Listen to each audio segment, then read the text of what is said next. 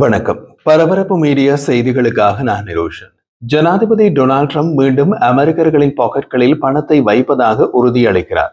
இந்த முறை ஒரு நபருக்கு குறைந்தபட்சம் $2000 இறக்குமதி வரி ஈவுத்தொகை என்று அவர் அழைப்பதன் மூலம் கொடுக்கப்போவதாக அறிவித்துள்ளார்.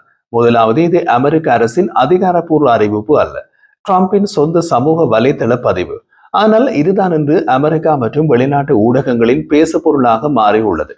ஞாயிற்றுக்கிழமை ட்ரூத் சோஷியல் பதிவில் ட்ரம்ப் தனது நிர்வாகம் வெளிநாட்டு பொருட்களின் மீதான இறக்குமதி வரியை அதிகமாக விதித்துள்ளதால் ஒரு நபருக்கு குறைந்தபட்சம் $2000 ஈவுத்தொகை அனைவருக்கும், ஆனால் அதிக வருமானம் உள்ளவர்களுக்கு அல்ல, வழங்கப்படும் என்று கூறினார். இறக்குமதி வரியை எதிர்க்கும் விமர்சகர்கள் முட்டாள்கள் என்றும் அவர் குற்றம் சாட்டினார். இந்த கருத்து பொருளாதார வல்லுநர்களிடமிருந்து குழப்பத்தையும் கணிசமான அளவிலான சந்தேகத்தையும் தூண்டியது. ஏனென்றால் ட்ரம்ப் திட்டம் எவ்வாறு செயற்படும் என்பதற்கான முறையான திட்டத்தை முன்மொழியவில்லை. ட்ரம்ப் என்ன சொல்கிறார், அதன் அர்த்தம் என்ன? இறக்குமதி வரி என்பது வெளிநாட்டு பொருட்களை வாங்கும் அமெரிக்க நிறுவனங்களால் செலுத்தப்படும் இறக்குமதி வரிகள். அதற்காக இறக்குமதி செய்யும் அமெரிக்க நிறுவனங்கள் தமது பாக்கெட்டில் இருந்தால் இறக்குமதி வரிகளை செலுத்த போகின்றன. அந்த பொருட்களை வாங்கும் அமெரிக்க வாங்குவோரின் தலையில் கட்ட வேண்டும், கட்டிவிட்டன. அதனால் அமெரிக்காவின் மளிகை பொருட்கள் முதல் லேப்டாப் வரை எல்லாவற்றின் விலையும் எகிறிவிட்டன. காலணிகள் முதல் கார்கள் வரை விலைகள் உயர்ந்து விட்டன. ட்ரம்பிடம் கேட்டால் விலைவாசி இறங்கிவிட்டது என்று கூறி தினசாக சிரிக்கின்றார். அமெரிக்காவின் வடக்கு எல்லை நகரங்களிலிருந்து அமெரிக்கர்கள் திருவிழா கூட்டம் போல கனடாவில் பொருட்களை வாங்கி கொண்டு போகின்றார்கள். அமெரிக்காவில் நடக்கும் இந்திய திருமணங்களுக்கு கூட இப்போது ஷாப்பிங் கனடாவில் தான். கனேடிய எல்லை நகரங்களில் இதுவரை இல்லாத இந்திய உணவகங்களே வந்துவிட்டன என்றால் போக்குவரத்து எப்படி நடக்கிறது என்று பார்த்துக் கொள்ளுங்கள். அமெரிக்காவில் முன்பும் இறக்குமதி வரிகள் இருந்தன, ஆனால் ஒரு கட்டுப்பாட்டுக்குள் இருந்தன. ட்ரம்ப் நிர்வாகம் இந்த ஆண்டு அவற்றை வியத்தக முறையில் விரிவுபடுத்தியது. ட்ரம்ப் அதை பெரிய சாதனை போல வர்ணித்தார். மழலையர் பாடசாலை சிறுவன் கையில் ஸ்லேட்டை எடுத்து காட்டி கூறுவது போல ஒரு அறிவிப்பு பலகையில் ஒவ்வொரு நாட்டுக்கும் எவ்வளவு வரி என்று காட்டி மகிழ்ந்தார். அமெரிக்காவை எய்து வந்த நாடுகள் பில்லியன் கணக்கில் வரி செலுத்த போகின்றன என்று கூறியும் குதூகலித்தார். அப்போது கூட அவரது உதவியாளர்கள் யாராவது அவரை தட்டி, ஐயா, இதை செலுத்த போவது வெளிநாடுகள் அல்ல, நம் அமெரிக்கர்கள் தான் என்று கூறவில்லை. சீன மின்னணுவியல் முதல் ஐரோப்பிய எஃகு வரை அனைத்திற்கும் வரிகளை ட்ரம்ப் நிர்வாகம் முன்பை விட பல மடங்கு வரி விதித்துள்ளது.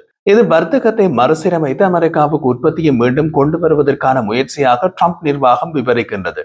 2025 ஆண்டின் முதல் 3 காலாண்டுகளில் கருவூலத்துறை சுமார் $195 பில்லியன் இறக்குமதி வருவாயை சேகரித்ததாக அமெரிக்க மத்திய வர்த்தக அமைச்சின் தரவுகள் தெரிவிக்கின்றன.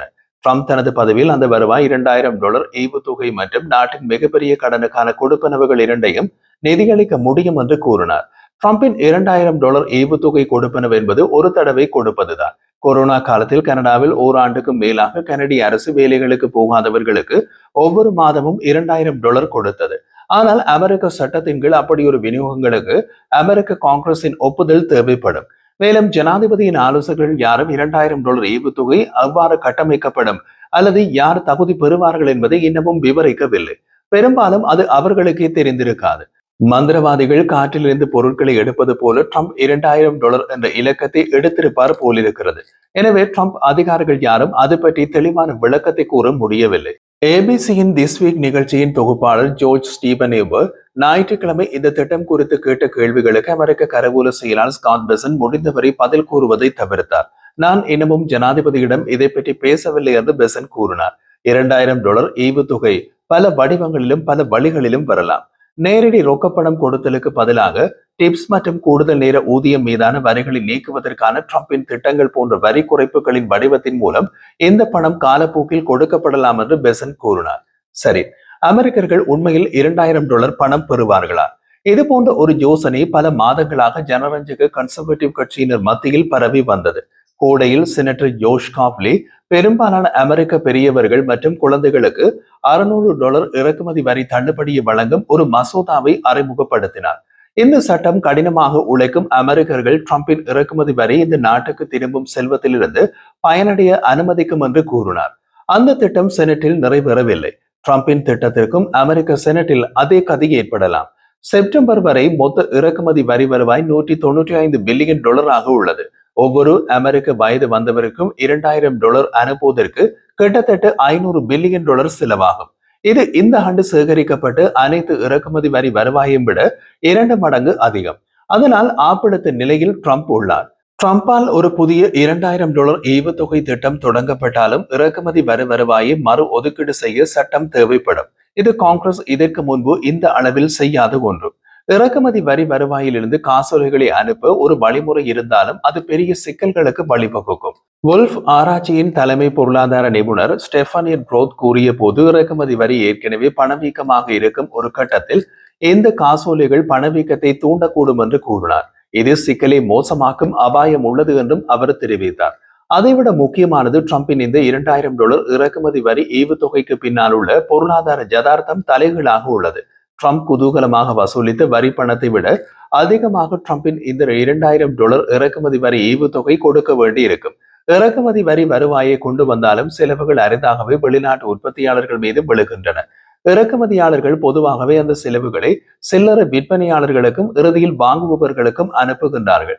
இயல் பட்ஜெட் ஆய்வகத்தின்படி சராசரி பயனுள்ள இறக்குமதி வரி விதிப்பு வீதம் 18% உயர்ந்துள்ளது. இது அமெரிக்காவின் அதிகப்படி வரி விதிப்பு இந்தியா, பிரேசிலுக்கு 50% மற்றும் குறைந்தபட்ச வரி விதிப்புக்கு இடையே உள்ள சராசரி. அமெரிக்காவில் இந்த வரி விதிப்பு 1934ஆம் ஆண்டுக்கு பின்னர் மிக உயர்ந்தது. புதிய இறக்குமதி செலவுகளை எதிர்கொள்ளும் நிறுவனங்கள் ஏற்கனவே மின்னணுவியல் வாகனங்கள், ஆடை மற்றும் உணவு பேக்கேஜிங் மீதான விலைகளை உயர்த்தியுள்ளன. தற்போதைய இறக்குமதி வரியின் கீழ் குடும்பங்கள் ஆண்டுக்கு $100,000 அதிக விலையில் செலுத்தக்கூடும் என்று சுயாதீன ஆய்வாளர்கள் மதிப்பிடுகின்றனர். இது எந்த ஒரு சாத்தியமான ஒரு முறை தள்ளுபடியையும் ஈடு செய்கின்றது.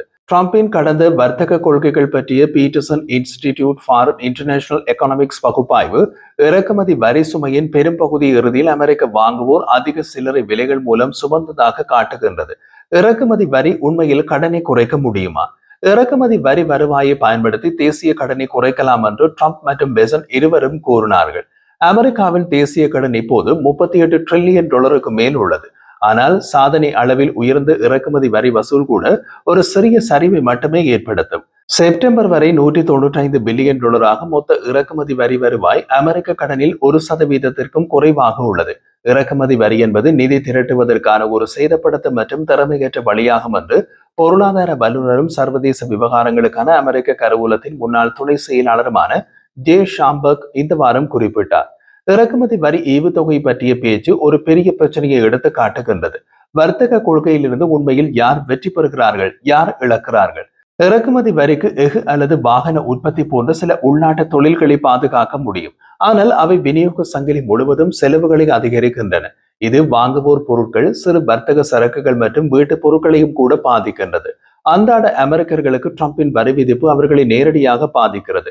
அமெரிக்காவில் வடக்கு கனடிய எல்லையை அல்லது தெற்கு மெக்சிகோ எல்லையை அருகே வசிக்காதவர்கள் மற்றும் கனடா அல்லது மெக்சிகோவுக்கு பொருட்களை வாங்க போக முடியாதவர்களுக்கு மாதாந்தம் $100,000 அதிக செலவை ஏற்படுத்துகின்றது.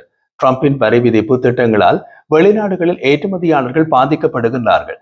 உதாரணமாக இந்தியாவில் தமிழ்நாட்டின் திருப்பூரில் ஆடை தொழிலில் ஈடுபட்டவர்கள் பாதிக்கப்படுகிறார்கள். சராசரி அமெரிக்கர்கள் பாதிக்கப்படுகிறார்கள். யாராவது நன்மை பெற்றார்களா? அதை ட்ரம்பிடம் தான் கேட்க வேண்டும்.